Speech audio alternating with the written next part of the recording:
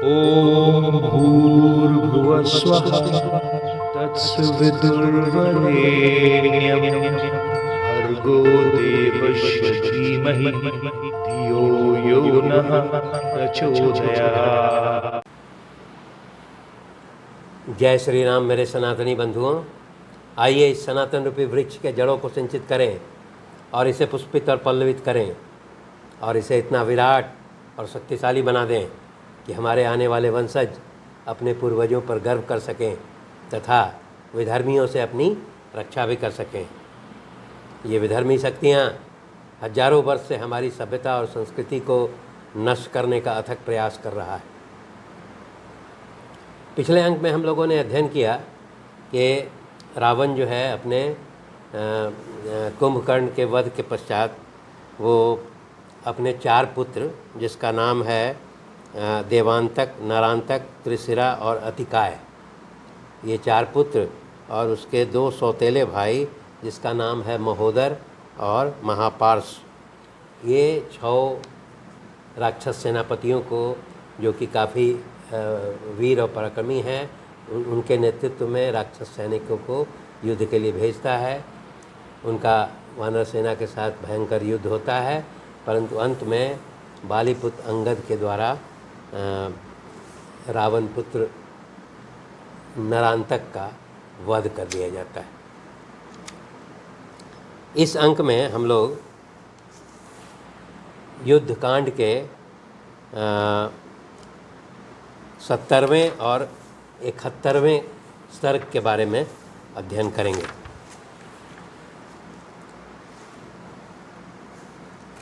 जब नरांतक का वध हो जाता है तब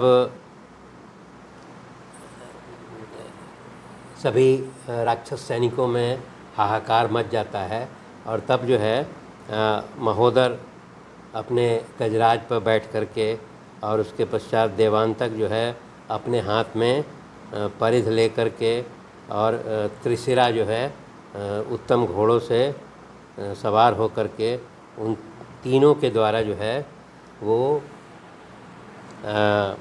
अंगद पर आक्रमण किया जाता है। अंगद पर जब आक्रमण करता है तो अंगद जो है वो एक विशाल वृक्ष उखाड़ करके और उन पर उस वृक्ष से आक्रमण करते हैं, परंतु सभी जो राक्षस सैनिक हैं, त्रिशिरा और महोदर, ये जो है दोनों मिल करके उस वृक्षों को काट देते हैं और उस पर उनका कोई प्रभाव नहीं पड़ता है। तब जो है देवांतक जो है वो अंगद के पास आता है और अंगद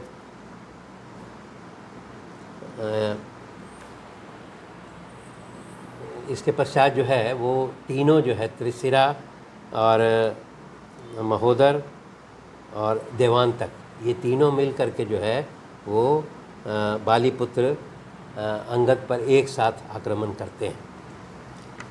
जब वो बालीपुत्र जो है वो उन पर आक्रमण होता है तो सर्वप्रथम जो है वो महोदर जिस हाथी पर सवार था उसका एक दांत उखाड़ लेते हैं और दांत उखाड़ करके फिर उसी दांत से देवांतक पर जो है वो प्रहार करते हैं। तब देवांतक जो है वो परिध उठा करके और फिर अंगद पर जो है आक्रमण करता है। यहाँ पर जो है वो जब नील नाम के जो वानर सेनापति देखते हैं कि ये महोदर, देवांतक और त्रिशिरा तीनों राक्षस सेनापति जो है एक साथ मिल करके अंगद पर आक्रमण कर रहा है, तब वो नील जो है युद्ध के लिए आगे बढ़ते हैं और उनका बचाव करने लगते हैं। तब इसके पश्चात जो है वो देवांतक जो है वो परिध उठा करके फिर हनुमान जी पर आक्रमण करने लगता है।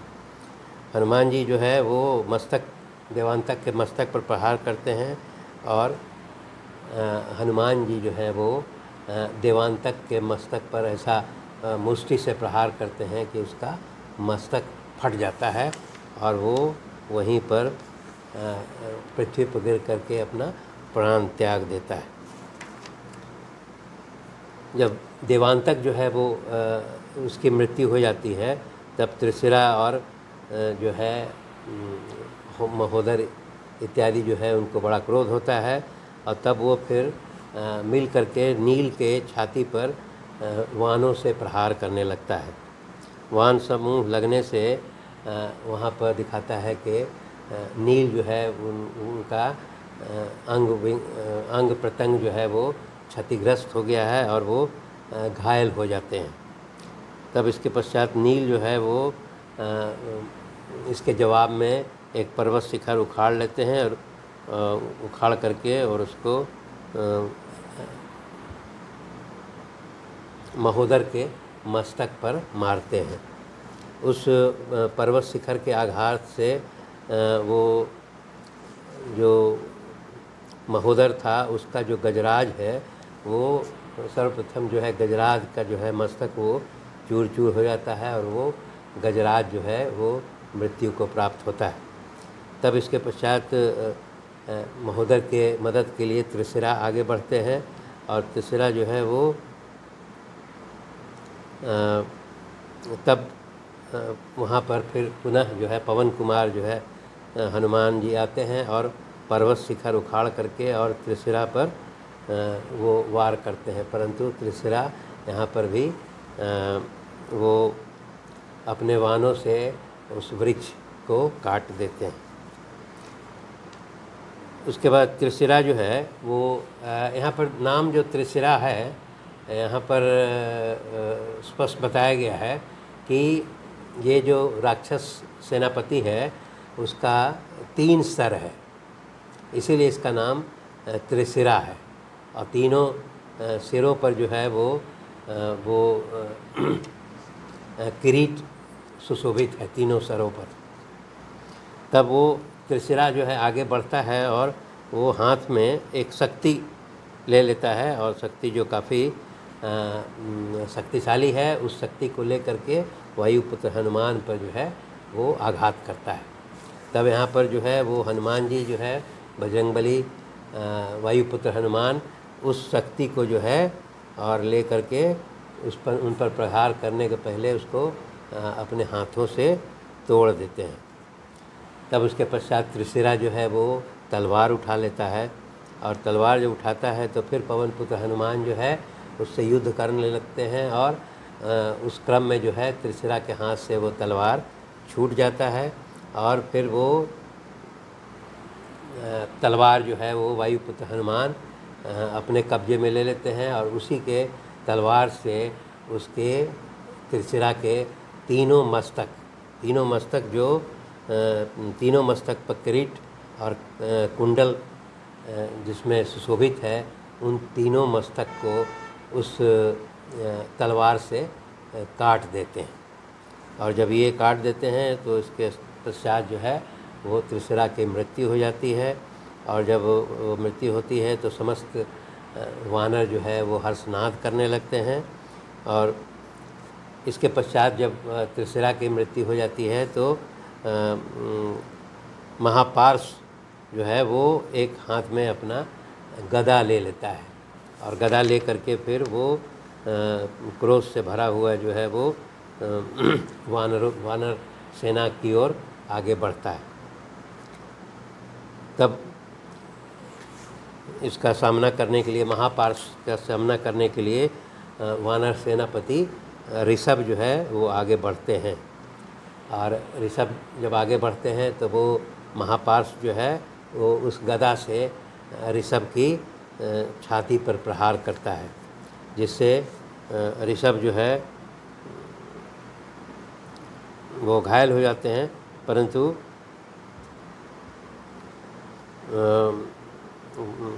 इसके पश्चात जो है वो ऋषभ जो है थोड़ा संभलने के पश्चात फिर वो महापार्श पर जो है आघात करते हैं और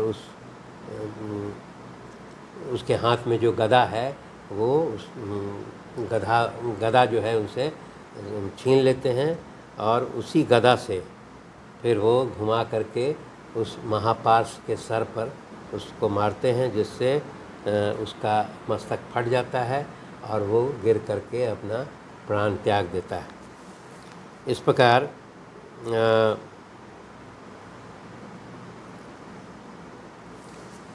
ऋषभ के द्वारा जो है ये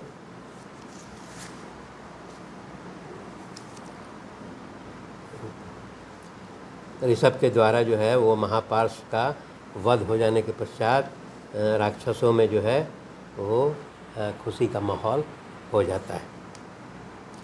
इसके पश्चात अब अंत में वो अतिकाय बचता है, जो वो देखता है कि मेरे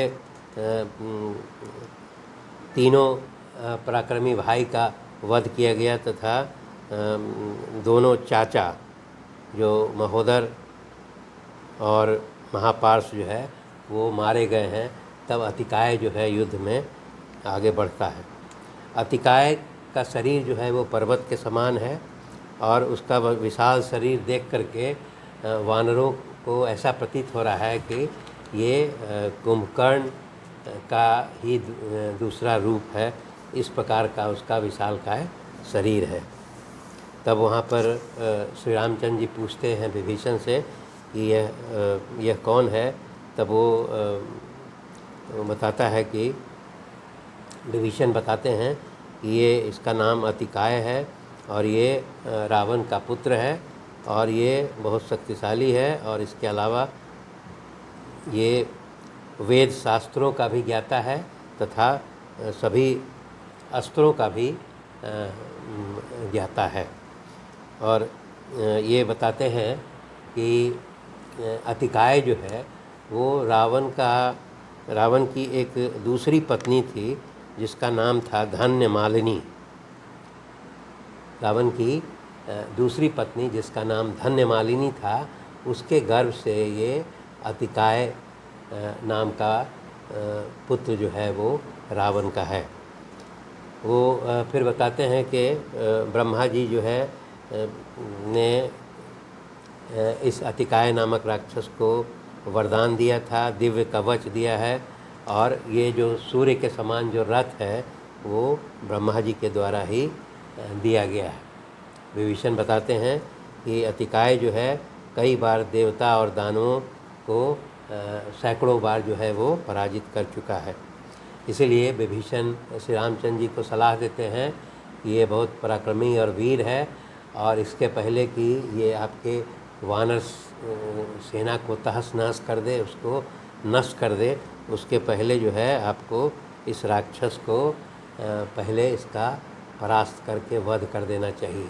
इस प्रकार की सलाह जो है विभीषण श्री रामचंद्र जी को देते हैं। इसके पश्चात अतिकाय पर आक्रमण करने के लिए कुछ जो है वानर सेनापति आगे बढ़ते हैं, जिसमें कुमुद, द्विविद, मैंद, नील और सरभ ये जो है ये सभी आगे बढ़ते हैं और उस विशालकाय राक्षस अतिकाय पर टूट पड़ते हैं। परंतु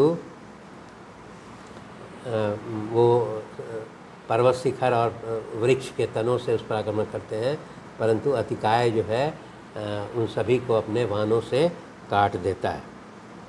और उसके पश्चात वो अपने बाणों से जो है इन सभी वानर सेनापतियों को घायल कर देता है।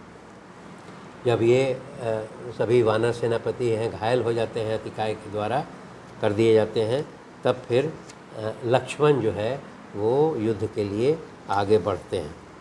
तब वहाँ पर अतिकाय जो है घमंड से कहता है कि तुम अभी बालक हो और तुम में मुझसे युद्ध करने की क्षमता नहीं है और वो तुम मुझसे युद्ध का प्रयत्न मत करो और मैं रामचंद्र जी से ही युद्ध करना चाहता हूँ। इस पर लक्ष्मण जो है उसको बताते हैं कि तुम मेरी अवस्था उम्र जान करके मेरा तिरस्कार मत करो और अगर तुम में जो है ये शक्ति है, पराक्रम है, तो मुझसे सामना करो। इस प्रकार का कहते हैं। तब अतिकाय जो है वो क्रोधित होकर के वान से जो है लक्ष्मण पर आक्रमण आघात करता है। तब इसके पश्चात हालांकि लक्ष्मण जो है उन सभी वानों को अपने वान से काट देते हैं। तब फिर वो अतिकाय जो है एक विशेष प्रकार का वान जो है 5 वान अपने धनुष पर रखता है और वो लक्ष्मण पर प्रहार कर देता है। लक्ष्मण फिर उन सभी वानों को अपने वान से खंडित कर देते हैं और इसके पश्चात लक्ष्मण जो है अपने वान से उस अतिकाय के मस्तक पर गहरा आघात करते हैं। तब वो जो अतिकाय जो है वो 5-5 सात वानों को अपने धनुष पर चढ़ा करके और वो लक्ष्मण पर आघात करता है। अतिकाय के द्वारा ये जो आघात किया जाता है लक्ष्मण पर, तो लक्ष्मण का वो उसके वक्षस्थल से वो रक्त बहने लगता है, वो घायल हो जाते हैं। और उसके पश्चात